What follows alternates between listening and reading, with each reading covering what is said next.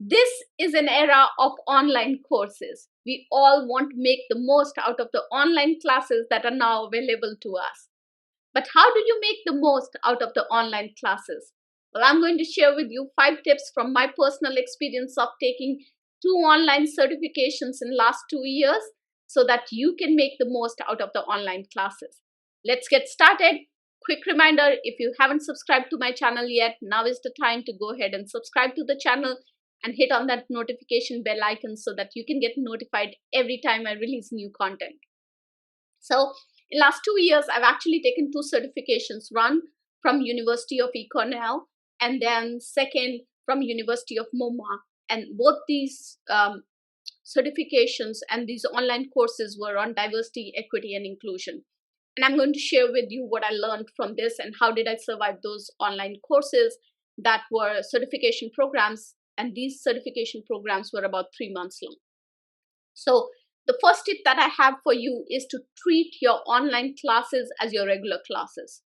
Pay attention, be in the environment, and come in fully prepared to grasp the most and make the most out of that time that you are going to spend taking a course or a video or doing a project assignment.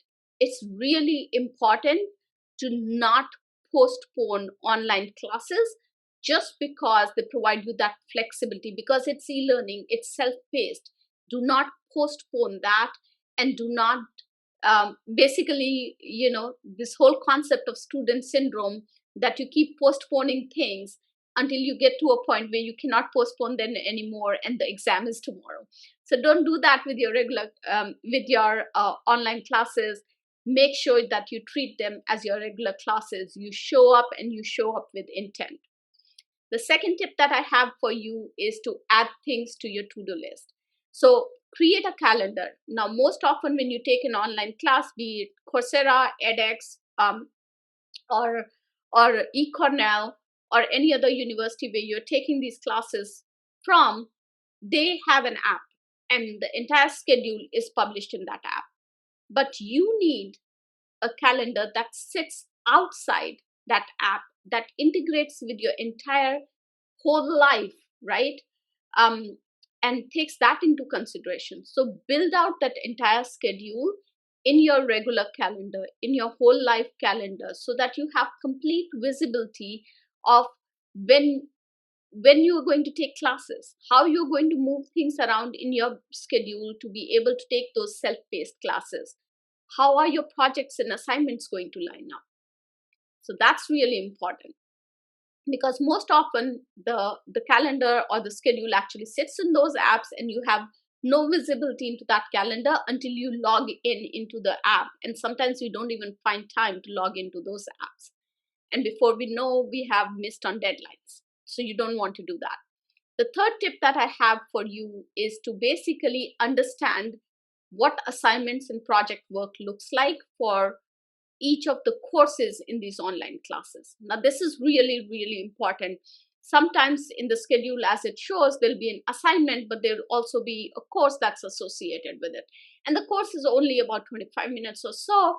You look at it and you say, easy peasy, last day I'll do this course and then I'll do the assignment. Now, when you open up that assignment and when you look at it, you realize that it would probably require you 4 or 5 days of research to complete that assignment. If you do this pre-work of understanding what the assignments and the project work looks like and plan for it ahead of schedule, you will not miss on those timelines. So it's really important to understand what the assignments look like, what the project work looks like, and plan for it, schedule time for it, so that you do not miss out on submitting those assignments. The fourth tip that I have for you is to take breaks.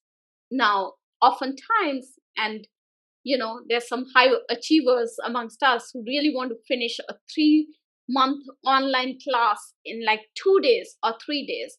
And we say we are going to dedicate 8 to 10 hours, and we're going to go one video after another, one assignment after another, and we are going to finish it all up in 2 days. The reality is, though, that our brain can only be attentive for about 25 minutes before it needs a break. So plan your day such that you give those breaks to your brain.